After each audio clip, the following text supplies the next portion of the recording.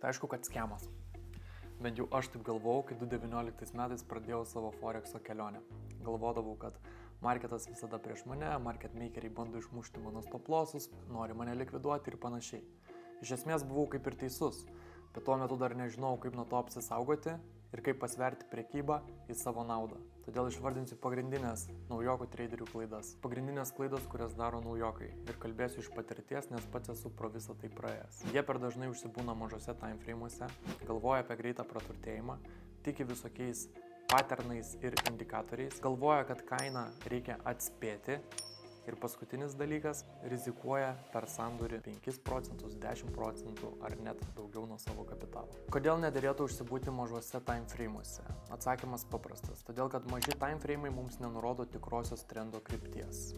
Dažnu atveju mes apsigauname, nes nesuprantame, ar ta kaina juda ten, kur jai reikia, ar tiesiog vyksta kainų korekcija. Tai kaip pavyzdys, jeigu 4 valandų ir daily timeframe'ai yra bullish order flow, o 15 minučių bearish, tai reiškia, kad vyksta kainų korekcija. Ir jeigu mes atsidarinėtumėm sell pozicijas, tai būtų low probability tradai.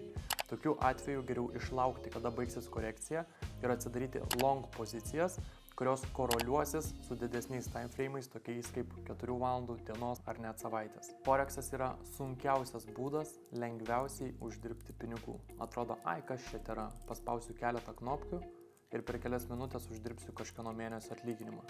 Smagu, jeigu jūs esate gimęs po laimingą žvaigždę ir jums sekasi, bet galiu pasakyti, kad su tokia prekyba anksčiau ar vėliau jūs sudegsite.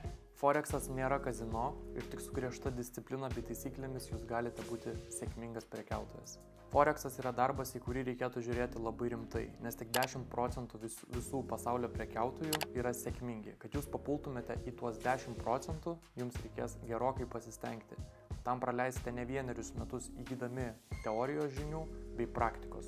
Neišvengsite ir skaudžių nusivylimų bei nudegimų, todėl rekomenduoju net nepradėti prekiauti su tikrais pinigais, o praktikuoti su demo accountu, kur būtų negaila sudeginti ir jums tai nieko nekainuotų. Patternai ir indikatoriai yra retail traderių išmislas. Taip jie kartais veikia, bet tik tam, kad market makeriai galėtų juos įvilioti į spastus ir išmušti jų stop lossus. Dabar kažkas nusimins, bet pasakysiu, kad tradinimas nėra apie supportus, resistus ir trendlinus. Gal labiau apie order blokus, liquidity sweepus ir fair value gapus. Jeigu domina apie tai plačiau, dar yra keletas vietų į gruodžio mėnesio ICT strategijos mokymus.